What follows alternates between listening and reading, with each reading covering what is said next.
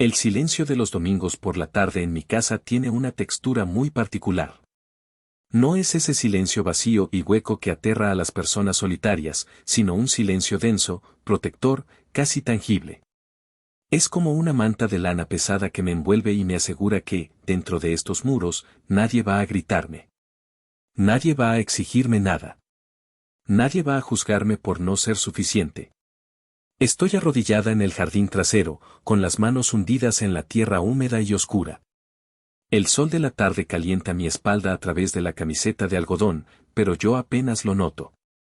Toda mi atención está concentrada en la delicada operación quirúrgica que estoy realizando, trasplantar un echinocactus grusoni, un cactus barril dorado que ha crecido demasiado para su maceta actual.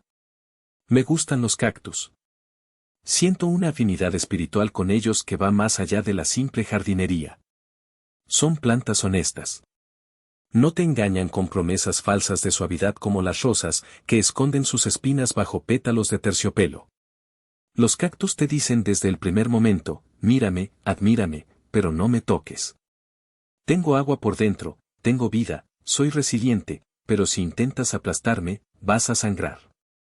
Creo que, en el fondo, yo me he convertido en un cactus. O al menos, eso es lo que he intentado construir durante los últimos 17 años de mi vida.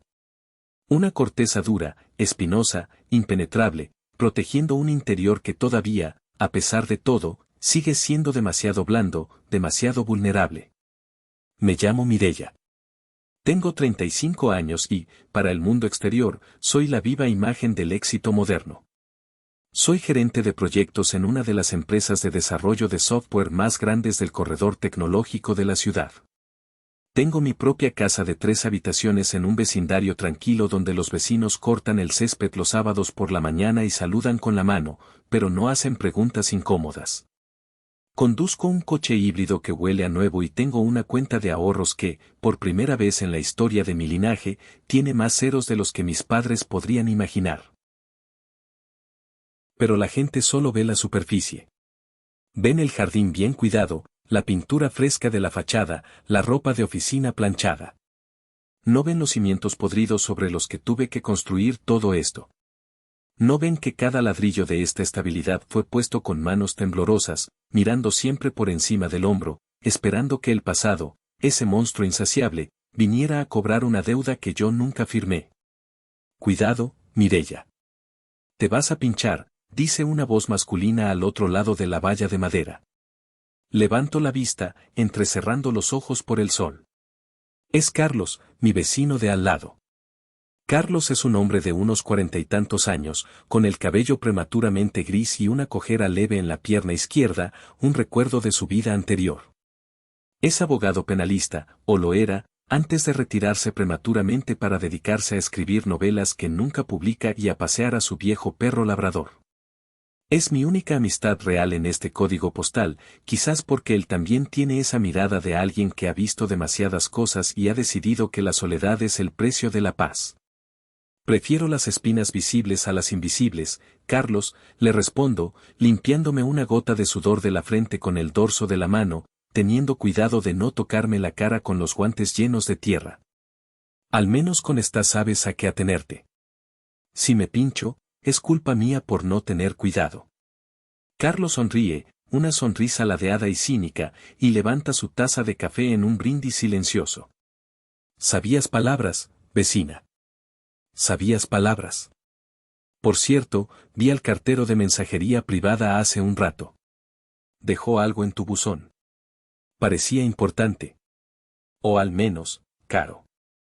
El sobre brillaba tanto que casi me deja ciego. Siento una punzada inmediata en el estómago. Domingo. Mensajería privada. Sobre brillante. Mi mente, entrenada por años de hipervigilancia, empieza a conectar puntos antes de que yo quiera hacerlo. Me levanto, sacudiéndome la tierra de las rodillas, y camino hacia el buzón. Abro la tapa metálica y ahí está. Un sobre de color crema, grueso, pesado, con mi nombre caligrafiado en letras doradas con una floritura excesiva. Señorita Mireya Valdés. El apellido pesa. Valdés. El mismo apellido que comparten Celia y Demetrio, mis padres.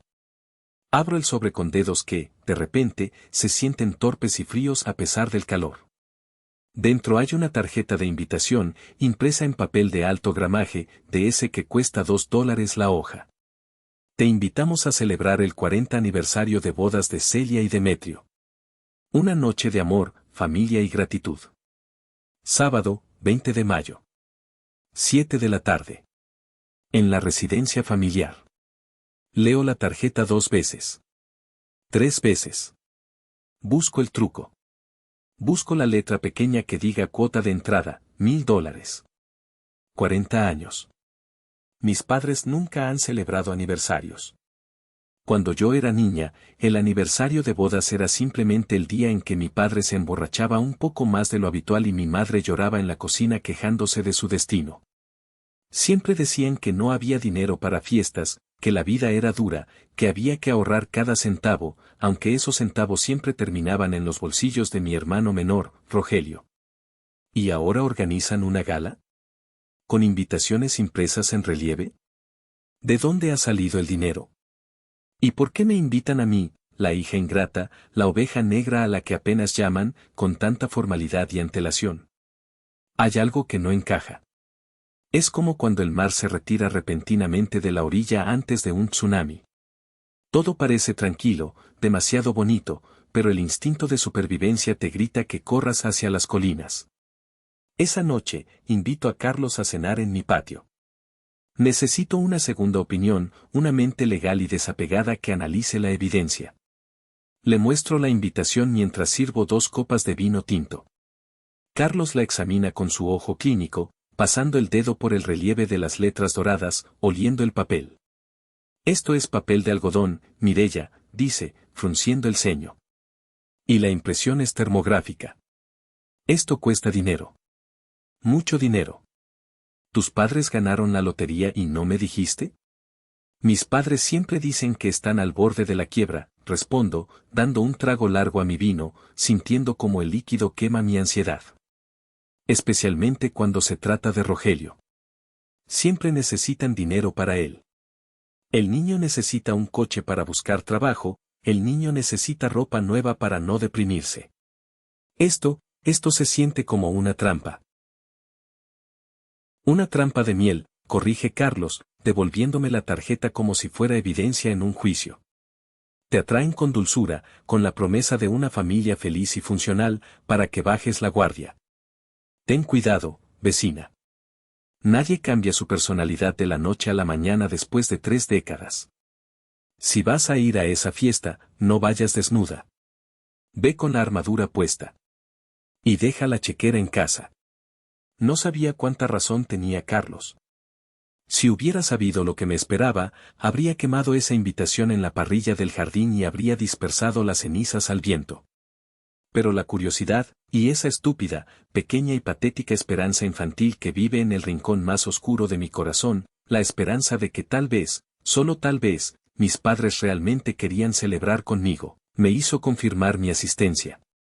Fue el primer error de una semana que casi me destruye.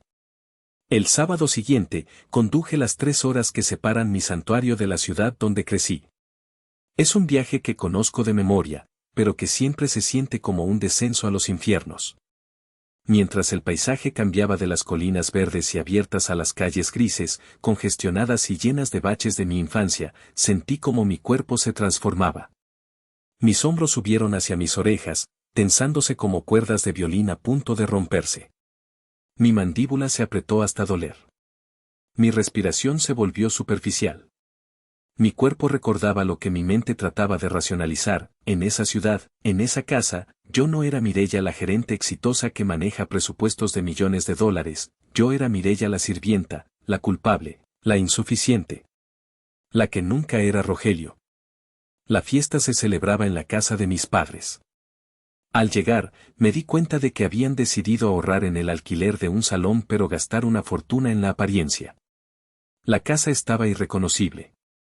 Habían pintado la fachada, probablemente solo la parte frontal, y habían puesto flores frescas en cada rincón, Macetas enormes de lirios y rosas que ocultaban las grietas de las paredes y el olor a humedad y a encierro que siempre caracterizó mi hogar.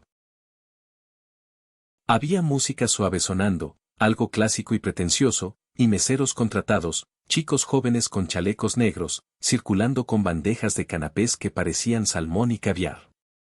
Apenas crucé el umbral, mi madre, Celia, se lanzó sobre mí como un halcón que ha visto a un conejo despistado. «Mireya, mi vida», gritó, con una voz tan aguda, tan vibrante y tan dulce que me dolieron los dientes.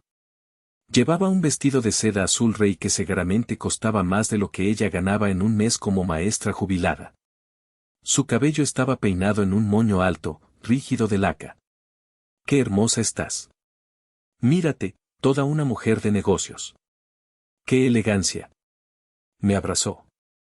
Su perfume era fuerte, empalagoso, una mezcla de gardenias y algo rancio debajo. Me sentí rígida entre sus brazos, incapaz de devolver el abrazo con naturalidad. Detrás de ella, mi padre, Demetrio, se acercó con una copa de champán en la mano y una sonrisa que enseñaba demasiados dientes pero que no llegaba a sus ojos fríos y calculadores. «Bienvenida a casa, hija», dijo, dándome un beso húmedo en la mejilla. «Nos alegra tanto que hayas podido hacer un hueco en tu apretada y costosa agenda para tu vieja y humilde familia». El comentario pasivo-agresivo no pasó desapercibido. Era su forma habitual de saludar, un halago envuelto en un insulto. Lo dejé pasar, forzando una sonrisa. «Feliz aniversario, papá. La casa se ve increíble». «Todo por la familia, dijo él, hinchando el pecho. Queríamos que fuera una noche especial. Miré a mi alrededor. Las paredes del pasillo y la sala estaban cubiertas de fotos enmarcadas. Había docenas de fotos de Rogelio. Rogelio de bebé. Rogelio graduándose de la preparatoria, a duras penas y con años de retraso. Rogelio jugando fútbol. Rogelio sonriendo en la playa. Rogelio, Rogelio, Rogelio. De mí, había solo una foto pequeña, borrosa, en una esquina oscura cerca del baño. El mensaje era claro, como siempre, este es el santuario del príncipe heredero, tú eres solo una visita, un fantasma que pasa de vez en cuando. Y entonces lo vi. El príncipe heredero en persona. Rogelio estaba junto a la mesa de bebidas, luciendo un traje gris que le quedaba un poco grande en los hombros pero que se veía costoso, de diseñador. Tenía 27 años, pero a mis ojos seguía pareciendo el niño mimado de 8 que rompía cosas y culpaba al gato. Sin embargo, algo estaba mal. Rogelio no tenía su habitual arrogancia relajada, esa postura de merezco todo lo que veo. Estaba sudando, a pesar de que el aire acondicionado estaba al máximo. Tenía cercos de sudor en la camisa y se pasaba la mano por el cabello constantemente. Sus ojos se movían de un lado a otro, escaneando la habitación, la puerta, las ventanas, como un animal acorralado. Cada vez que su teléfono vibraba en su bolsillo, y vibraba cada 30 segundos, daba un respingo visible, como si le hubieran dado una descarga eléctrica. Me acerqué a él, tomando una copa de agua mineral de la bandeja de un mesero. «Hola, hermanito», le dije. Él se sobresaltó tanto que casi derrama su whisky. Se giró bruscamente, con los ojos desorbitados. «Mireya», exclamó, y luego forzó una sonrisa que parecía una mueca de dolor. «¡Qué milagro! Pensé que eras demasiado importante para mezclarte con la plebe. Es el aniversario de papá y mamá. No me lo perdería», mentí. «Te ves nervioso, Rogelio. ¿Todo bien? Estás sudando como si estuvieras en un interrogatorio». «¿Nervioso? Para nada». Se rió, un sonido agudo y falso que hizo que un par de invitados voltearan a mirar. «Estoy emocionado. Tengo grandes proyectos, Mireya. Estoy a punto de cerrar un negocio de importaciones que nos va a hacer millonarios a todos. Ya no serás la única rica de la familia. Vas a ver». En ese momento, su teléfono sonó con insistencia. No vibró, sonó. Él miró la pantalla, palideció hasta quedar del color de la cera y rechazó la llamada con dedos temblorosos. Clientes, murmuró, secándose el sudor de la frente con un pañuelo de seda. No dejan de llamar. Son muy exigentes. El precio del éxito, ya sabes. ¿Tú entiendes de eso, no? Antes de que pudiera responder, mi madre apareció de nuevo, materializándose a mi lado y tomándome del brazo con una fuerza sorprendente. Sus dedos se clavaron en mi bíceps. Deja a tu hermano trabajar sus contactos, Mireya. No lo distraigas con chismes. Ven a la cocina conmigo, quiero que pruebes el vino especial que guardamos exclusivamente para ti. Me arrastró a la cocina. Allí, lejos de los invitados, el ruido de la fiesta se amortiguó. La máscara de dulzura de mi madre se mantuvo, pero sus ojos me analizaban con una frialdad calculadora, escaneando mis joyas, mi reloj, mis zapatos. Me sirvió una copa de vino que parecía mucho más caro que el que servían afuera.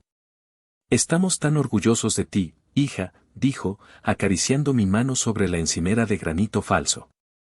Su tacto era seco y frío, y me erizó la piel. Sabemos que has trabajado duro. Has sido muy inteligente con tu dinero, ¿verdad? Tienes tus ahorros, tus inversiones, he oído que en tu empresa dan bonos muy grandes. Me va bien, mamá, dije, cautelosa, activando mis defensas. Pago mis cuentas. Eso es bueno. La familia es lo único que importa al final, Mireya. El dinero va y viene, es solo papel.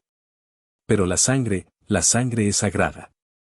La sangre es eterna. Si algún día la familia te necesitara, si hubiera una emergencia real, sabemos que estarías ahí, ¿cierto? Porque tú eres la fuerte. Eres el pilar. Rogelio es el soñador, pero tú eres la roca. Ahí estaba. El grooming. El acondicionamiento. Me estaba preparando, ablandándome con halagos, vino y culpa, para pedirme algo. No sabía qué era, pero sentí un nudo pesado en el estómago. Miré a través de la puerta entreabierta hacia la sala y vi a mi padre hablando con Rogelio en un rincón oscuro. Demetrio parecía furioso, susurrando agresivamente al oído de mi hermano, mientras Rogelio miraba al suelo, asintiendo frenéticamente, con la postura de un perro regañado que sabe que ha hecho algo terrible. Esa no era una fiesta de aniversario. Era una puesta en escena. Un teatro elaborado. Y yo era la única del público que no sabía el final de la obra, pero intuía que iba a ser una tragedia. Salí de la fiesta temprano, apenas dieron las 10 de la noche, inventando una excusa sobre una reunión urgente temprano el domingo. Nadie me rogó que me quedara, lo cual confirmó mis sospechas, ya habían cumplido su objetivo de ablandarme. Mientras conducía de regreso a mi casa en la oscuridad de la autopista, con solo los faros iluminando el asfalto infinito, los recuerdos empezaron a asaltarme. La hipocresía que acababa de presenciar, esa mezcla de lujo falso y desesperación real, actuó como un detonante para mi memoria traumática. Mi mente viajó al año 2005. Yo tenía 16 años. En esa época, mi sueño no era ser gerente, sino programadora. Quería crear mundos donde las reglas fueran lógicas, donde si escribías el código correcto, obtenías el resultado correcto, a diferencia de mi casa, donde las reglas cambiaban según el humor de mi padre. Había estado ahorrando durante 6 meses para comprarme una computadora usada. Mis padres se negaban a comprármela, diciendo que las computadoras eran cosas de hombres, un gasto inútil y que solo sirven para ver porquerías. Así que trabajé en secreto. Lavé los coches de los vecinos, paseé perros bajo la lluvia, cuidé niños malcriados los fines de semana. Guardaba cada moneda, cada billete arrugado, en una vieja lata de café oxidada que escondía debajo de una tabla suelta del piso, debajo de mi cama. Tenía casi 2,000 pesos. Era una fortuna para mí. Lo suficiente para comprar una vieja torre de escritorio Pentium 4 a un vecino que estaba actualizando su equipo. Ya podía saborear la libertad. Un martes, llegué de la escuela corriendo, con el corazón lleno de ilusión porque había acordado comprar la computadora esa tarde. Corrí a mi habitación, levanté la tabla suelta y metí la mano en el hueco oscuro. Mis dedos tocaron solo polvo. La lata no estaba. El pánico me invadió como una ola de agua helada. Busqué por todas partes. Deshice la cama, vacié el armario. Nada. Bajé corriendo a la sala, con las lágrimas ya nublando mi vista. Mis padres estaban sentados en el sofá viendo la televisión. Rogelio, que entonces tenía 8 años, estaba sentado en la alfombra, jugando absorto con una consola portátil nueva y brillante. Una Game Boy Advance de color índigo. Mamá, papá, dije, con la voz temblorosa, sintiendo que me faltaba el aire. Mi lata. El dinero de mi computadora. No está. Alguien entró en mi cuarto. Mi padre, Demetrio, ni siquiera apartó la vista del televisor. Siguió cambiando de canal con el control remoto. Ah, eso, dijo con total indiferencia, como si hablara del clima. Lo tomamos nosotros. ¿Qué? Sentí que el mundo se detenía. El sonido de la televisión se volvió un zumbido lejano. ¿Por qué? Ese era mi dinero. Me costó meses ganarlo. Ustedes sabían que era para mi computadora. Tu hermano tuvo un accidente en la escuela ayer, explicó mi madre, Celia, sin dejar de tejer, como si fuera la cosa más lógica del mundo. Perdió su mochila en el parque. Tenía sus libros de texto, su suéter nuevo de marca y sus colores caros. Tuvimos que reponer todo hoy mismo, Mireya. Esas cosas cuestan dinero. Y además, intervino mi padre, el pobre Rogelio estaba tan triste, tan traumatizado por haber perdido sus cosas, que decidimos comprarle ese jueguito para que se animara. Estaba llorando mucho, Mireya. No podíamos verlo sufrir. Miré la Game Boy en las manos de Rogelio. Mi dinero. Mis horas de trabajo bajo el sol. Mis fines de semana sacrificados. Todo convertido en un juguete para el niño que había sido irresponsable y había perdido su mochila, probablemente jugando donde no debía. Pero eso no es justo, grité, y las lágrimas empezaron a brotar calientes y furiosas. Es mi dinero. Él perdió sus cosas por descuidado. ¿Por qué tengo que pagar yo? Eso es robo. Demetrio se levantó del sofá de un salto. Su indiferencia se convirtió instantáneamente en una ira volcánica. Se acercó a mí y me señaló con un dedo acusador que casi tocaba mi nariz. No me levantes la voz, jovencita. Bramó, con la cara roja. En esta casa todo es de todos. Eres una egoísta miserable. Tu hermano es pequeño, es un niño sensible, no sabe cuidar las cosas todavía. Tú eres la mayor. Es tu responsabilidad ayudar a la familia. ¿Prefieres ver a tu hermano llorar antes que sacrificar tu estúpida computadora? ¡Qué decepción de hija! Me das asco. Me mandaron a mi cuarto castigada por un mes entero por ser egoísta y materialista. Esa noche, acostada en mi cama en la oscuridad, escuché a través de la pared los sonidos electrónicos de la Game Boy. Escuché a Rogelio reírse mientras jugaba Super Mario, financiado con mis sueños rotos. Ese recuerdo, tan vívido como si hubiera ocurrido ayer, me hizo apretar el volante del coche hasta que mis nudillos se pusieron blancos. La carretera se desenfocaba por mis lágrimas. La dinámica nunca había cambiado. Solo habían cambiado las cifras.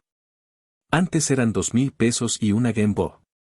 Ahora, con esa fiesta lujosa y el nerviosismo de Rogelio, temía que la cifra fuera mucho, mucho mayor. Llegué a mi casa de madrugada, agotada emocionalmente. Me metí en la cama, esperando poder dormir y olvidar la sonrisa falsa de mi madre y el sudor frío de Rogelio. Pero el destino, o más bien mi familia, no me daría tregua. A las 11:30 de la noche, mi teléfono vibró en la mesita de luz. La pantalla iluminó la habitación oscura. Era un mensaje de WhatsApp de mi padre. Lo abrí. Hija, tenemos que hablar. Es urgente. No pudimos decírtelo en la fiesta para no arruinar el ambiente y que la gente hablara, pero es una cuestión de vida o muerte. Llámanos mañana a primera hora. Rogelio se muere si no hacemos algo. El mensaje quedó brillando en la oscuridad, amenazante. No contesté. Sabía que si contestaba, abriría la puerta al infierno. Pero también sabía, con la certeza de quien ha vivido esto 1000 veces, que el infierno no necesita invitación para entrar. Ya estaba aquí. El lunes amaneció gris, un reflejo perfecto de mi estado de ánimo. Había dormido a trozos, despertándome cada hora para mirar el teléfono, esperando y temiendo a la vez otra notificación. Pero el teléfono permaneció en silencio hasta que sonó la alarma a las 6 de la mañana. Me vestí con mi armadura corporativa, un traje sastre azul marino, tacones de aguja que hacían eco en el suelo de madera y una capa de maquillaje lo suficientemente gruesa para ocultar las ojeras, pero lo suficientemente sutil para parecer profesional. Conduje hasta mi oficina en piloto automático, con la radio apagada, ensayando conversaciones imaginarias en mi cabeza. Mi oficina es una pecera de cristal en el piso 12 de una torre corporativa. Desde allí se ve toda la ciudad, una vista que normalmente me hace sentir poderosa, en control. Pero esa mañana, las paredes de cristal me hacían sentir expuesta, vulnerable. Como si un francotirador pudiera verme desde cualquier edificio vecino. Me senté frente a mis dos monitores, intentando concentrarme en las líneas de código de un proyecto retrasado. El cursor parpadeaba rítmicamente, burlándose de mi incapacidad para pensar. A las 9:15 de la mañana, mi teléfono personal vibró sobre el escritorio de caoba. El sonido, contra la madera dura, sonó como un taladro en mi cerebro. La pantalla se iluminó. Mamá. Sentí una náusea repentina.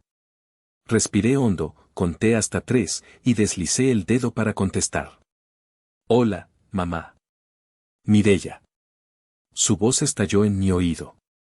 Ya no era la melaza dulce de la fiesta del sábado. Era un chillido roto, histérico, agudo como una sirena de alarma. Gracias a Dios que contestas. Pensé que nos estabas ignorando. Estamos desesperados, hija, desesperados. Vi el mensaje de papá anoche, dije, tratando de mantener mi voz en un registro bajo y calmado, el tono que uso para negociar con proveedores difíciles. Decía que era de vida o muerte. ¿Qué pasa con Rogelio? ¿Está enfermo? ¿Tuvo un accidente? Ojalá fuera una enfermedad, hija. Ojalá fuera algo que los médicos pudieran curar. Escuché a mi madre sorberse la nariz ruidosamente. Parecía estar hiperventilando. Es peor. Es dinero. Son deudas. Tu hermano cometió un error de juicio. Un error terrible. Cerré los ojos y me froté la sien. Por supuesto. Dinero. Siempre era dinero. ¿Otro error, mamá? Pregunté, sintiendo que mi paciencia se evaporaba como agua en asfalto caliente. Hace 6 meses fue el coche. Antes fue la tarjeta de crédito. ¿De cuánto estamos hablando esta vez? ¿5,000 pesos? ¿10,000? Hubo un silencio al otro lado. Un silencio pesado, cargado de estática. Luego, escuché un forcejeo y la voz de mi padre irrumpió en la llamada, dura y autoritaria. Deja de llorar, Celia, no ayudas en nada, le ladró a mi madre antes de dirigirse a mí. Mireya, escucha bien. No estamos hablando de dinero para dulces. Tu hermano se metió en un lío grande. Quería darnos una mejor vida, quería sorprendernos con un negocio propio para que pudiéramos jubilarnos con dignidad. Ve al grano, papá. La cifra. $50,000, dijo Demetrio. Seco. Directo. Sin titubear. El mundo se detuvo. El zumbido del aire acondicionado desapareció. El ruido del tráfico en la calle se apagó. Solo quedó esa cifra rebotando en mi cráneo. ¿Qué? Susurré, segura de haber escuchado mal. ¿50,000 pesos? Dólares. Dólares americanos, aclaró mi padre, con una impaciencia que me heló la sangre. $50,000. Me dejé caer en el respaldo de mi silla de cuero. Mis piernas de repente no podían sostenerme. Papá, eso es casi $1,000,000. Eso es una fortuna. ¿En qué demonios se gastó Rogelio $50,000? ¿Compró una casa? ¿Un terreno? Eso no importa ahora. Chilló mi madre desde el fondo, recuperando el teléfono o gritando cerca de él. Fueron inversiones. Criptomonedas. Negocios de importación de alto riesgo. El pobre fue engañado por gente sin escrúpulos. Es tan inocente, tan confiado. ¿Inocente? No pude evitar reírme, una risa histérica y sin humor. Mamá, para perder $50,000 no se es inocente, se es estúpido o adicto. No hables así de tu hermano. Rugió mi padre. El punto es que debe ese dinero. Y no se lo debe al banco, Mireya. No se lo debe a Visa o Mastercard. Se lo debe a el turco. Sentí un escalofrío recorrer mi espalda, bajando hasta mis talones. El turco.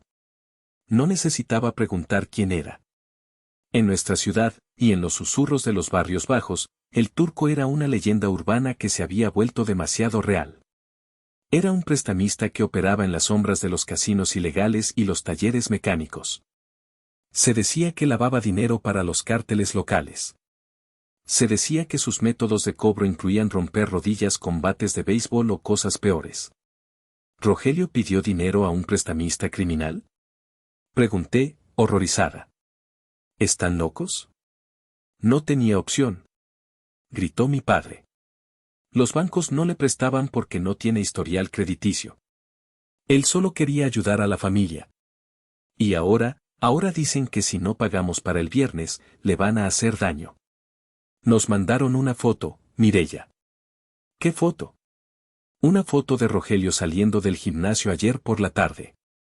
Tiene un punto rojo de mira láser en la frente. Y una nota que dice, el tiempo corre. La imagen era aterradora. Cinematográfica.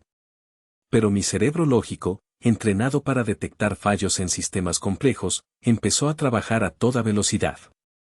$50,000 es todo lo que tengo ahorrado, papá, dije, mirando por la ventana hacia la ciudad indiferente. Es mi fondo de retiro. Es mi fondo de emergencia por si pierdo el trabajo. Es el dinero para arreglar el techo de mi casa. Son 5 años de mi vida, de no tomar vacaciones, de comer atún, de trabajar 12 horas diarias. ¿Y qué son 5 años comparados con la vida de tu hermano? Atacó mi padre, y su voz goteaba veneno. Tienes el dinero ahí, sentado en el banco, pudriéndose, sin hacer nada. Nosotros estamos aquí con el agua al cuello. Tienes que transferirlo. Hoy mismo. Papá, no puedo quedarme en cero. Tengo una hipoteca. Tengo gastos. Si le doy ese dinero, ¿quién me asegura que no volverá a pasar? Rogelio tiene 27 años. Si lo rescato ahora, nunca aprenderá. Es tu sangre. Rugió Demetrio, tan fuerte que tuve que alejar el teléfono de mi oído. Maldita sea, Mireya, deja de ser tan fría y calculadora. Es tu hermano menor. Lo cargaste cuando era un bebé. Si lo matan, será tu culpa. Tú tendrás su sangre en tus manos mientras duermes en tu cama cómoda con sábanas de hilo egipcio. La manipulación era brutal. Estaban usando el miedo primario y la culpa católica como armas de asalto. Querían que actuara por pánico, no por razón. Querían que abriera la billetera antes de que mi cerebro pudiera procesar el robo. Necesito pensarlo, dije, con la voz temblorosa. No hay tiempo para pensar. Tienes hasta el mediodía para hacer la transferencia. Te mandaré los datos de una cuenta segura. No nos falles, Mireya. La familia es sagrada. Colgaron. El tono de línea muerta sonó como un pitido de hospital. Me quedé mirando el teléfono, sintiendo que las paredes de cristal de la oficina se cerraban sobre mí, convirtiéndose en los barrotes de una prisión. $50,000. Podía salvarlo. Podía hacerlo y volver a empezar de cero a mis 35 años. Pero, ¿realmente lo salvaría? ¿O solo estaría comprando un boleto para la siguiente catástrofe, financiando la adicción de mi hermano y la ceguera de mis padres? Salí de la oficina a las 10:30 de la mañana, fingiendo una migraña severa. No podía respirar ahí dentro. Necesitaba aire. Necesitaba perspectiva. Necesitaba a alguien que no estuviera infectado por el virus de mi familia. Llamé a Carlos. Estoy paseando al perro en el parque cerca de tu trabajo, dijo él. Ven. Te invito a un café malo de carrito. Nos encontramos en un banco bajo un árbol frondoso. El perro de Carlos, un labrador viejo y artrítico llamado Buster, dormía a nuestros pies. Carlos escuchó toda la historia sin interrumpir, fumando un cigarrillo con el ceño fruncido, mirando a los niños jugar a lo lejos. Cuando terminé de contarle sobre la cifra, el turco y la amenaza, tiró la colilla al suelo y la pisó con fuerza, girando el talón como si quisiera aplastar una cucaracha. No lo hagas, Mireya, dijo. Su voz era grave, definitiva. Pero dicen que lo van a matar, Carlos. Es el turco. Ese tipo no juega. Carlos se giró hacia mí y vi en sus ojos la dureza del abogado penalista que había sido. Escúchame bien, vecina. He defendido a tipos como el turco y he defendido a las víctimas de familias como la tuya. Conozco el juego. Si pagas $50,000 hoy, estás firmando un contrato de por vida. ¿A qué te refieres? Si pagas, le estás enseñando a el turco que Rogelio es una vaca lechera con una hermana rica. La semana que viene te pedirán 10,000 más por intereses de demora. El mes siguiente, Rogelio pedirá prestado a otro criminal porque sabe que tú lo rescatarás. Te convertirás en su cajero automático personal, en su póliza de seguro contra la estupidez. Pero si no pago y le hacen algo, la culpa me atragantaba. Mis padres nunca me lo perdonarían. Tus padres ya no te perdonan por tener éxito, Mireya, dijo Carlos con brutal honestidad. Si le pasa algo a Rogelio, la culpa es de Rogelio por meterse con la mafia, y de tus padres por criarlo como un inútil irresponsable. No es tuya. Tú trabajaste por ese dinero. Es tu seguridad. Es tu vida. Me tomó de los hombros, obligándome a mirarlo. Si realmente hay una amenaza de muerte, la respuesta no es una transferencia bancaria. La respuesta es la policía. Denuncia la extorsión. Yo te ayudo. Yo voy contigo. Pero no pagues. El dinero es como la sangre en el agua para los tiburones. Si sueltas una gota, te devorarán entera. Carlos tenía razón. Lo sabía en mis huesos, en mi tripa, en cada cicatriz invisible de mi infancia. Pagar no era ayudar, era habilitar. Era financiar mi propia destrucción para mantener su fantasía. Volví a mi coche. Mis manos ya no temblaban. Estaban frías, pero firmes. Marqué el número de mi padre. Eran las 11:55 de la mañana. Faltaban 5 minutos para su plazo límite. Contestó al primer tono. ¿Ya hiciste la transferencia? Preguntó Demetrio sin saludar. Escuché la respiración agitada de mi madre al fondo. No, papá. ¿Cómo que no? ¿Tienes problemas con la aplicación del banco? Te dije que fueras a la sucursal, no, papá. No es la aplicación. Soy yo. Tomé aire, llenando mis pulmones de oxígeno y de valor. No voy a hacer la transferencia. Y no la voy a hacer nunca. Hubo un silencio que pareció durar un siglo geológico. El aire se volvió pesado a través de la línea telefónica. ¿Qué dijiste? Su voz bajó una octava, convirtiéndose en un gruñido peligroso, gutural. Dije que no. No voy a darle $50,000. No voy a sacrificar mi futuro y mi seguridad por los errores de Rogelio. Si realmente está en peligro, vamos a la policía ahora mismo. Yo pago el mejor abogado penalista de la ciudad. Yo pago seguridad privada. Pero no voy a pagar la deuda a un criminal. El estallido fue nuclear. Fue como abrir la puerta de un horno en llamas. Eres una perra malnacida. Gritó mi madre, arrebatándole el teléfono a mi padre. Su voz se distorsionaba por el volumen. Te parí. Te di la vida. Te limpié el culo cuando eras un bebé. Y así me pagas. Dejando morir a mi bebé. Ojalá te hubieras muerto tú al nacer. Ojalá hubiera abortado. Las palabras me golpearon como puñetazos físicos en el estómago. Las lágrimas corrían por mi cara, calientes y saladas, pero mi voz se mantuvo firme, anclada en la verdad de Carlos. Lo siento, mamá. Siento que pienses así. Pero la respuesta es no. Te vas a arrepentir, Mireya. Bramó mi padre, recuperando el control de la llamada. No sabes con quién te estás metiendo. Si le tocan un solo pelo a Rogelio, te juro por Dios Todopoderoso que te destruiré. Te quitaré todo. Estás muerta para esta familia. Muerta. Si esa es su decisión, la acepto, dije. Colgaron. El tono de línea muerta sonó definitivo. Me quedé sola en el coche, llorando, temblando incontrolablemente, pero extrañamente libre. Había dicho que no. Había roto el ciclo de abuso financiero que había durado décadas. Había defendido a la niña que llevaba dentro, la que perdió su dinero para la computadora. Pero mi padre tenía razón en una cosa, no sabía con quién me estaba metiendo.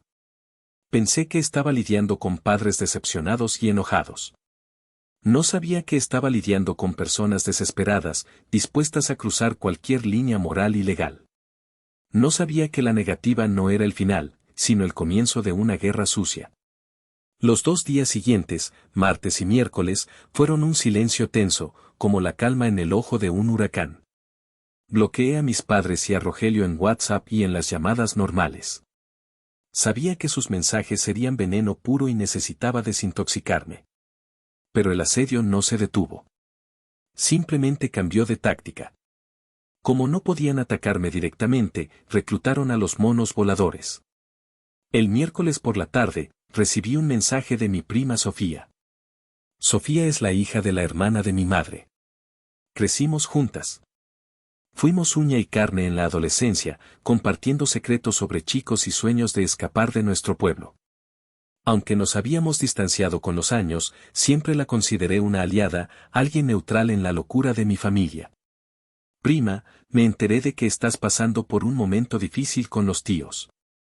Estoy en la ciudad por trabajo, cerca de tu oficina. ¿Nos tomamos un café rápido a la salida? Solo quiero escucharte. Sin juicios. Te invito. Leí el mensaje 3 veces. Parecía genuino. Sin juicios. Estaba desesperada por un poco de validación, por alguien de mi propia sangre que me dijera que no era un monstruo por proteger mis ahorros. Quería creer que Sofía era suiza en esta guerra mundial. Claro, prima. Me encantaría verte, respondí.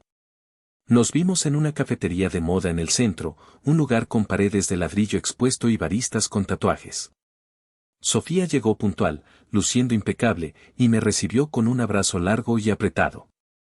Ay, Mireya, te ves cansada, dijo, acariciándome el brazo mientras nos sentábamos. Pide lo que quieras, yo invito. Durante los primeros 20 minutos, todo fue bien. Hablamos de su trabajo, de mi gato, del clima. Me relajé. Bajé la guardia. Empecé a contarle, con voz suave, lo que había pasado. Le conté sobre los $50,000, sobre el turco, sobre los insultos de mi madre. Sofía escuchaba atentamente, asintiendo, con una expresión de preocupación en el rostro. Parecía entender. Parecía estar de mi lado. Pero entonces, cuando el mesero trajo la cuenta, la atmósfera cambió sutilmente. La temperatura en la mesa bajó 10 grados. Mireya, sabes que te quiero mucho, empezó Sofía, tomando mi mano sobre la mesa y apretándola un poco demasiado fuerte. Pero, sabes que Rogelio siempre ha sido débil. Él no es como tú. Tú eres una guerrera. Él es frágil. Ser frágil no es excusa para deberle dinero a la mafia, Sofía, dije, sintiendo la primera punzada de alerta. Claro, claro. Pero, tú has sido tan bendecida, prima. Tienes tanto dinero, tanta suerte, mira tu ropa, mira tu coche. No es suerte, Sofía. Es trabajo. Son 15 años de carrera. Sí, pero, ¿realmente vas a dejar que lo lastimen por dinero? Su voz empezó a elevarse, perdiendo la dulzura. Digo, $50,000 para ti no es nada. Es un bolso de marca. Es un viaje a Europa. Para ellos es la vida. Para tus padres es la vergüenza de ver a su hijo muerto o en la cárcel. Sofía, son mis ahorros de toda la vida. No es un bolso. Y si pago, nunca pararán. Pero es tu hermano. Gritó de repente. Fue un estallido calculado. Atrajo las miradas de las mesas vecinas. La cafetería se quedó en silencio. No puedo creer que seas tan fría. Tus padres están destrozados. Hablé con tía Celia esta mañana y no paraba de llorar. Me dijo que les diste la espalda, que te burlaste de su dolor, que prefieres ver tu cuenta bancaria crecer antes que salvar a tu propia sangre. La gente empezó a mirar abiertamente. Sentí el calor de la vergüenza subir a mis mejillas, quemándome las orejas. Eso es mentira, Sofía. Yo no me burlé. Ellos me insultaron. Eres un egoísta. Sofía se levantó, tirando la silla hacia atrás con un ruido estridente. Empezó a llorar, lágrimas grandes y perfectas. Tu familia te necesita y tú solo piensas en ti misma. ¡Qué vergüenza de prima! Ojalá nunca te veas en una situación así, porque te aseguro que nadie te va a ayudar. Te vas a morir sola con tu dinero. Se dio la vuelta y se fue corriendo, taconeando fuerte hacia la salida, dejándome allí, sentada, humillada, con todos los clientes mirándome como si fuera el villano de una película de Disney. Entendí entonces, mientras el mesero me traía la cuenta con una mirada de desaprobación, que no había sido una reunión de amigas. Había sido una emboscada. Una trampa. Mis padres la habían enviado, la habían llenado de mentiras, para avergonzarme públicamente, para quebrarme mediante la presión social. Pagué el café con manos temblorosas. Salí a la calle, donde el aire frío golpeó mi cara ardiendo. Ya no sentía tristeza. La tristeza se había evaporado en esa cafetería. Lo que sentía ahora era una rabia fría, dura y afilada como una de las espinas de mis cactus. Si querían guerra, tendrían guerra. Pero yo no iba a jugar sucio como ellos. Yo iba a jugar inteligente. Lo que no sabía era que esa misma noche, la guerra pasaría del plano social al plano criminal. Mis padres estaban a punto de cometer un error fatal. Esa noche, después de la emboscada en la cafetería con Sofía, me costó horrores conciliar el sueño. Mi mente era un torbellino de imágenes repetitivas, la cara de decepción fingida de mi prima, las miradas juzgadoras de los clientes, la certeza de que mi nombre estaba siendo arrastrado por el fango en cada conversación familiar. Me tomé un té de valeriana y me metí en la cama temprano, apagando todas las luces, tratando de convencer a mi sistema nervioso de que estaba a salvo. Finalmente, el cansancio emocional me venció alrededor de la medianoche y caí en un sueño pesado y sin sueños. Pero el descanso fue breve. A las 2:14 de la madrugada, el sonido de mi teléfono celular rompió el silencio de la habitación como un disparo. No era mi tono de llamada habitual. Era una alarma estridente, una sirena digital que había configurado exclusivamente para notificaciones de alta prioridad de mis aplicaciones financieras. Me desperté de golpe, con el corazón galopando contra mis costillas como un pájaro atrapado. Me senté en la cama, desorientada, tanteando en la oscuridad hasta encontrar el teléfono. La luz de la pantalla me cegó momentáneamente. Alerta de seguridad crítica, intento de acceso inusual detectado en banca móvil. Mientras mis ojos trataban de enfocar las letras rojas, el teléfono empezó a vibrar con una llamada entrante. Número desconocido. Código de área 800. Contesté, con la voz pastosa y el miedo cerrándome la garganta. Bueno. Buenas noches, ¿hablo con la señora Mireya Valdés? La voz al otro lado era la de un hombre, calmada, profesional, pero con esa urgencia contenida y metálica que tienen los operadores de crisis.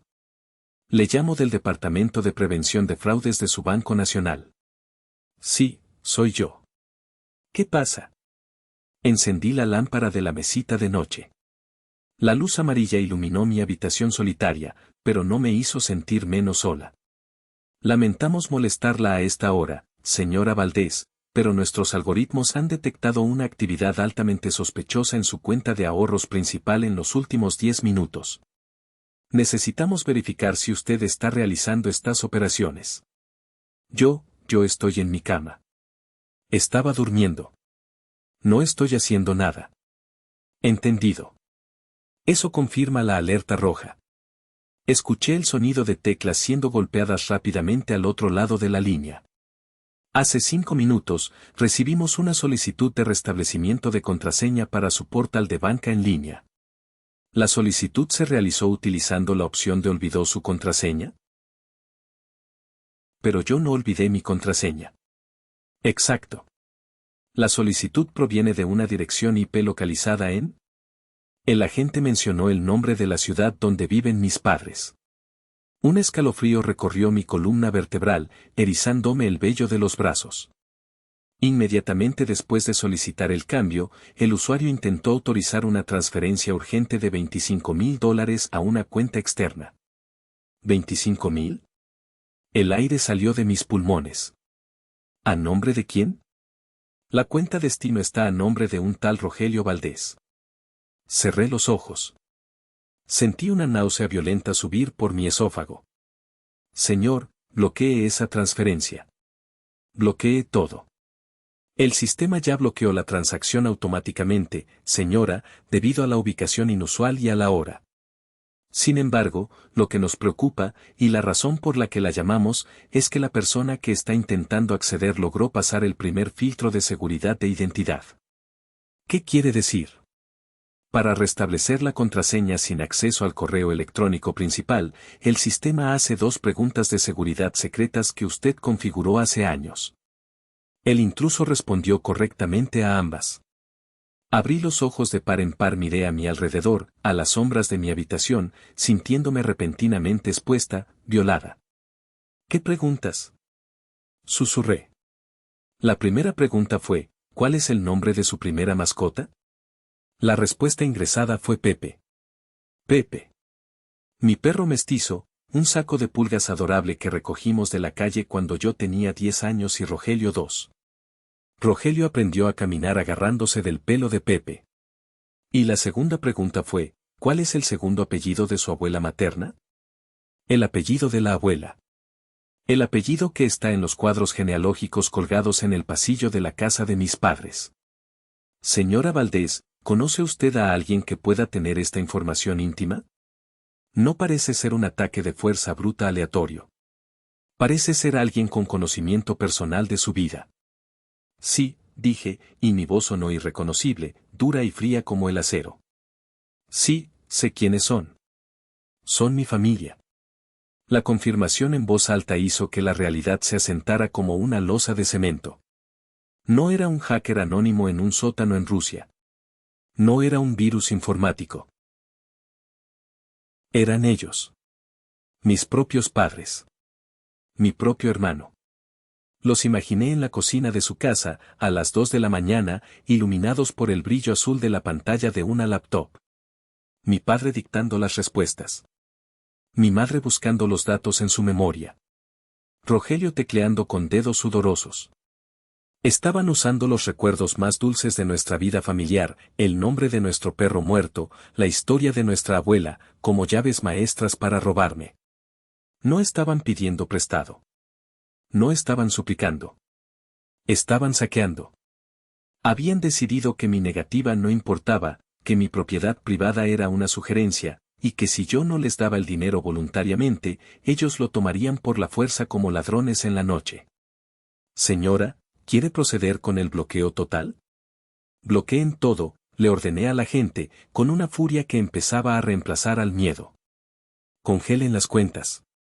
Anulen las tarjetas. Cambien las claves. Nadie saca un centavo. Y por favor, señor, necesito que registren la dirección IP exacta y la hora del intento. Voy a necesitar esa prueba legal. Procediendo. Sus cuentas están congeladas.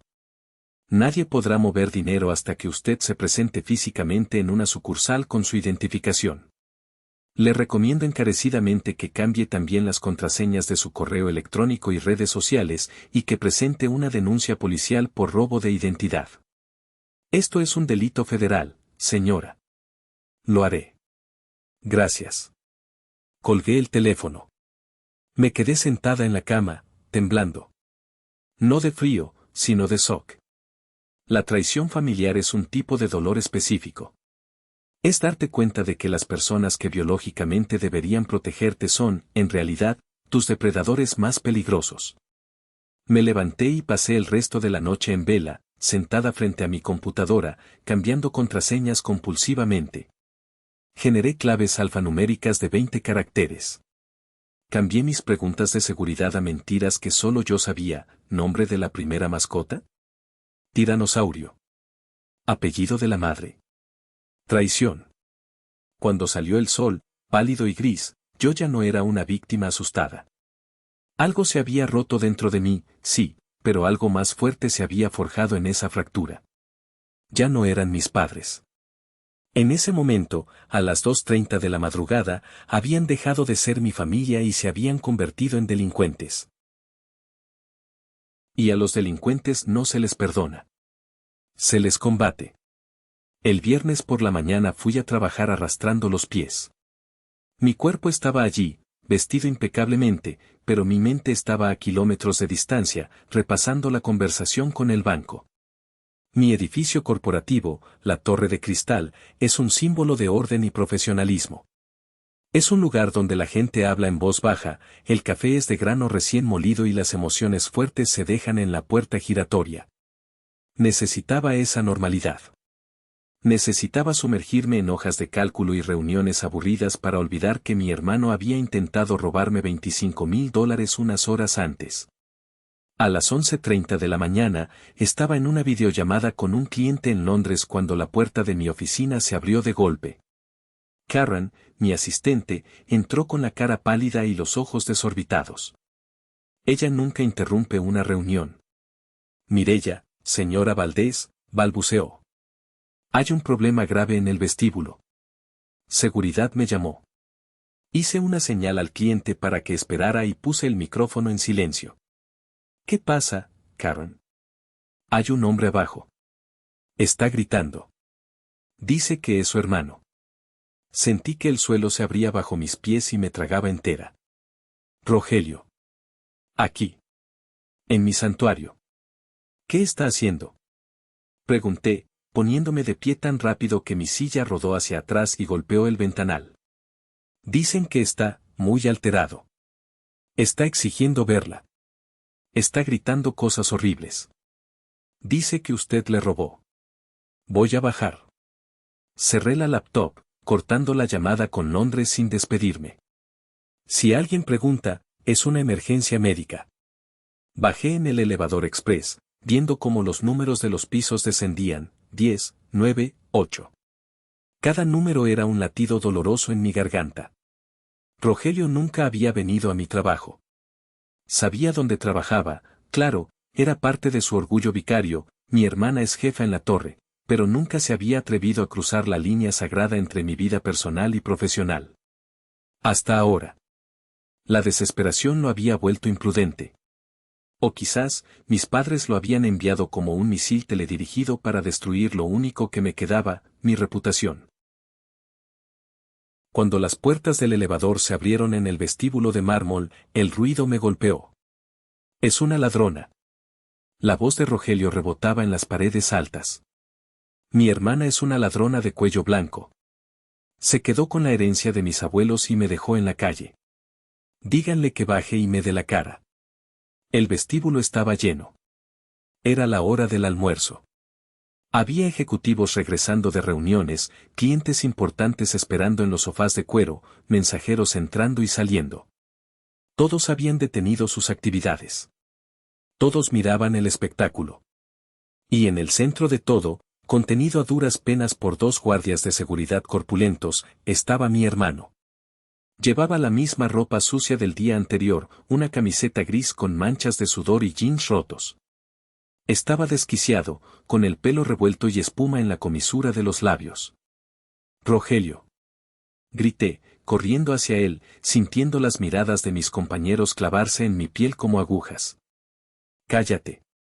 Él se giró al escuchar mi voz. Sus ojos estaban inyectados en sangre, dilatados por la adrenalina o quizás por algo más. Ahí está. Señaló con un dedo tembloroso y acusador. Mírenla. La gran señora gerente. Con su traje de marca mientras sus padres ancianos se mueren de hambre. Caminé hacia él, ignorando a los guardias que me hacían señas de que me detuviera. Vete ahora mismo, siseé, con la voz temblorosa de pura rabia. Estás haciendo el ridículo. Dame mi dinero, Mireya. Gritó, tratando de zafarse de los guardias. Los 50.000. Son míos. Papá dijo que eran de la familia. Si no me los das, te juro que quemo este edificio. Le diré a todos quién eres realmente. Miré hacia arriba, hacia el balcón del segundo piso. Allí estaba el director de operaciones, mi jefe directo, un hombre que valora la discreción por encima de todo. Estaba observando la escena con el ceño fruncido y los brazos cruzados. A su lado estaba la directora de recursos humanos. Mi carrera. 10 años de trabajo impecable. Noches sin dormir. Proyectos salvados. Todo se estaba desmoronando en segundos gracias a las mentiras de un adicto al juego y a la codicia de mis padres. Sáquenlo de aquí, le dije al jefe de seguridad, tratando de mantener la compostura aunque por dentro me estaba desmoronando. No lo conozco. Está acosándome. Llamen a la policía si se resiste. Eres una perra. Aulló Rogelio mientras los guardias lo arrastraban hacia la puerta giratoria. Papá tenía razón. Eres el diablo. Te vas a quedar sola.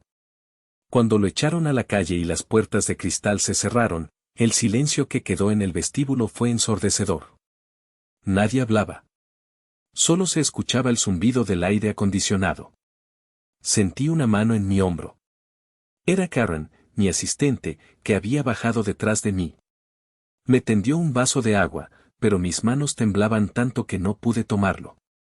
Señora Valdés, dijo el jefe de seguridad, acercándose con delicadeza. ¿Quiere que llamemos a una patrulla? No, dije, mirando el suelo de mármol pulido donde podía ver mi reflejo distorsionado. Solo quiero ir a mi oficina. Subí de nuevo. Mi jefe me interceptó en el pasillo. Mireya, dijo, con voz suave pero firme. Tómate el resto del día. Y por favor, soluciona tus asuntos domésticos. No podemos tener este tipo de espectáculos aquí. Tenemos clientes internacionales. La imagen no es todo. Lo entiendo. No volverá a pasar. Recogí mi bolso y salí por la puerta trasera del edificio, como una criminal. Mis padres no solo querían mi dinero, estaban dispuestos a quemar mi mundo entero, a dejarme sin empleo y sin dignidad, con tal de conseguir lo que querían. Habían declarado la guerra total. Esa tarde, me atrincheré en mi casa. Bajé todas las persianas, activé el sistema de alarma y puse una silla contra la puerta principal, aunque tenía 3 cerrojos. Me sentí asediada en mi propia fortaleza. Me senté en la mesa de la cocina con el monitor de las cámaras de seguridad frente a mí, vigilando la calle vacía. Cada coche que pasaba me hacía saltar. Necesitaba entender. La lógica no cuadraba. ¿Por qué Rogelio estaba tan desesperado? ¿Por qué arriesgarse a ir a mi trabajo, sabiendo que eso podría hacer que yo perdiera mi empleo y, por lo tanto, mi capacidad de darles dinero en el futuro? ¿Por qué mis padres estaban dispuestos a destruir a su hija exitosa para salvar al hijo fracasado? Había una pieza del rompecabezas que me faltaba. Tomé mi teléfono y marqué el número de la única persona en la familia que siempre había dicho la verdad, aunque eso le costara el exilio. Tía Lidia. Lidia es la hermana menor de mi padre. Vive en otro estado, sola, rodeada de gatos y libros. No se habla con mi padre desde hace 10 años, cuando lo acusó de robar la herencia de la abuela. ¿Mireya? Su voz sonó sorprendida al contestar. Milagro. Hace meses que no sé de ti. Tía, soy yo. Necesito ayuda. Rogelio fue a mi oficina hoy. Hizo un escándalo. Intentaron robarme anoche, hackearon mi cuenta. Virgen Santa. Escuché el sonido de un encendedor y una exhalación de humo. Lidia fuma cuando está nerviosa. Sabía que estaban mal, pero no sabía que habían llegado a ese punto. Tu madre me llamó ayer, ¿sabes?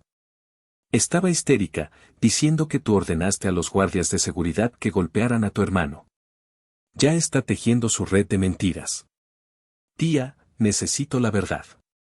¿Qué está pasando realmente? Y no me digas que son criptomonedas. Rogelio no sabe ni usar Excel. Lidia suspiró, un sonido largo y cansado. No son criptomonedas, hija. Es juego. Póker online, apuestas deportivas. Rogelio lleva años con esa adicción. Pero esta vez es peor. Se metió con el turco. ¿Sabes quién es? He oído rumores. Los rumores se quedan cortos. El turco lava dinero para gente muy peligrosa. Pero eso no es lo peor, Mireya. Lo peor es cómo consiguió Rogelio el préstamo. ¿Cómo? Para que un tipo como el turco te preste $50,000, necesitas un aval. Una garantía real. Rogelio no tiene nada a su nombre. Así que, usó la casa de tus padres. Me quedé helada. La casa familiar. El único patrimonio real que tenían mis padres. Pero la casa está a nombre de papá y mamá. Exacto. Rogelio falsificó las firmas. Robó las escrituras del cajón de tu padre, hizo copias, falsificó los documentos y firmó pagarés poniendo la casa como garantía. Tu padre se enteró hace una semana, cuando llegaron los primeros avisos de cobro de los matones. Dios mío, susurré.